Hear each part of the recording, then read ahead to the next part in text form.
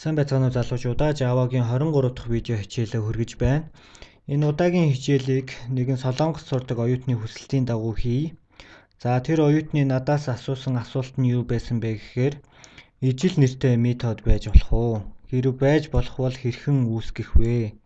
Хэрв байж болохгүй бол яагаад вэ гэсэн асуултыг тавьсан байсан. За метод гэсэн нэр гараад ирэхээр та бүхэн гайхчиж магадгүй. Энэ бол хэрэглэгчийн функц гэсэн үг. Би үүнийг урд урдын хичээлүүд дээрээ хэрэглэгчийн функц гэж нэрлээ явчихсан. За би болон манай оюутны ангийнхан бол үүнийг хэрэглэгчийн функц гэд нэрлээ заншчихсан байгаа.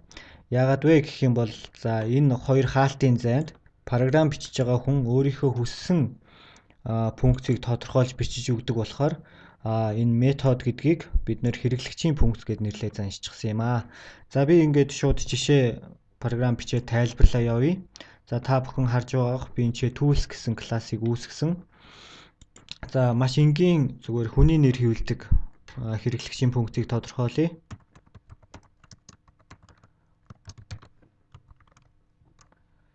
За нэр гэсэн нэртэй хэрэглэгчийн функц байг. За гаднаас орж ирэх зүйл нь за хүний нэр байг. За хүний оноос нэр байг. За шууд хэвлэх командыг бичиж printf. За printf гэсэн командыг та бүхэн мэдэх бах. За мэдэхгүй нэг нь одоо хараад авчих хэрэгтэй. За таны нэрийг за %s гэдэг за %s гэсэн хувьсгчийн оронд хэвлэх зүйлийг таслал тавиад тодорхойлоод өгчиж болдог байгаа. За оноос нэрийг хэвлэх юм аа. За энэхүү тодорхойлсон хэрэглэгчийн функцээ би копидо тавьчих. За та бүхэн улаанаар алдаа гарч байгааг харж байгаа бох. Яагаад вэ гэвэл энэ хоёр хэрэглэгчийн функц маань яг ижил нэртэй, яг ижилхэн аргументтай байна. Тийм болохоор орших боломжгүй. Яг ижилхэн нэртэй мөртлөө хувьсгч нь аргумент нь өөр бол оршиж болдог. За би тиймээс энэ за овгийн бичээд оруулчихъя. За та бүхэн харж байгаа бах. За таны нэрийг %s гэдэг. За энийгээ одоо шинэ бүрнээс хэвлэхээр биччихье. Таны овгийг бас %string гэдгээ. За овг нь бол за боллоо. За зарим хүмүүс 3 нэртэй байгаад байдаг. Тиймээс дахиад би copy paste хийчихье. За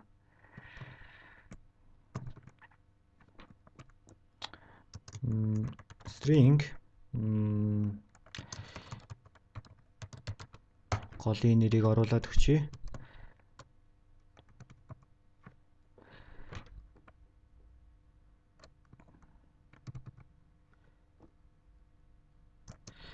За %s.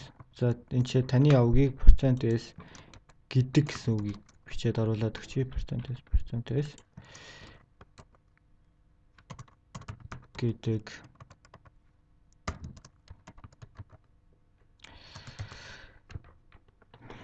За та бүхэнд харагдахгүй байх шиг байна. За би энэ яг ижилхэн нэртэй 3 хэрэглэгчийн функцийг тодорхойллоо. За одоо үндсэн класс руу шилжиж. За энэ хэрэггүй зүйлсээ устгахчи. За энийг ч гэсэн устгахчи дөө. За одоо tools гэсэн классаа зарлаад өгнө. Учир нь бид нэр үүнийг ашиглах байгаа. Доторх хэрэглэгчийн функцүүдийг ашиглах байгаа. За tools object гэсэн нэрийг хувьсгчийг зарлаад өгчье.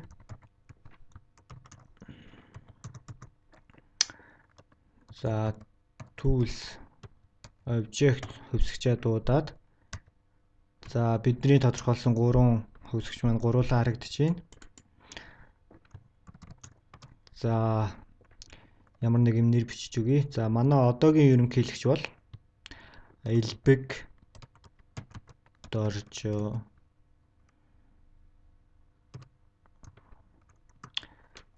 За дахин бичиж tools object name.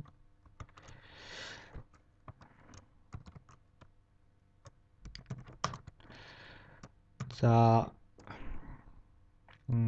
миний дотроо Баатар гэж бодож явдаг хүн бол hero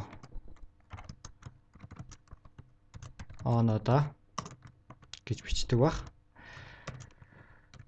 За одоогийн дэлхийн хэмжээний хамгийн мундаг улс төрч бол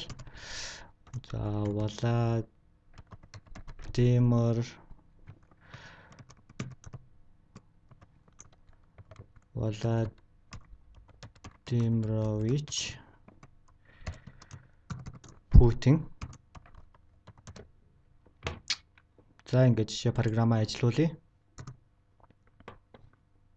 Энэ ч нэг алдаа гарсан байна. Энэ ташуу маань ийшээ ташуу байдаг. Би андуурсан байна.